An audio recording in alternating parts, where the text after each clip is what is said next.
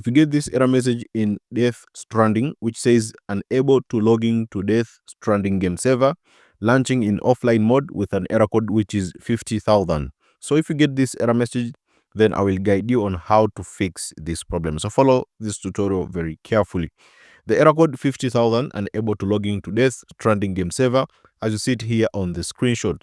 This error occurs when the servers are down or undergoing maintenance. Try closing the game and restarting your console. If the issue persists, wait for a few hours until the servers are back online and operation. So if you get this error message, it's because the servers are down or undergoing maintenance. You can try to restart your console by turning it off, wait for a few minutes and turn it back again, and try to relaunch the game. If you're still facing the same problem, then probably there is a server maintenance. So try to wait a few hours and try again. Since if it's undergoing maintenance, just wait for a few hours and the game will be resolved back to normal.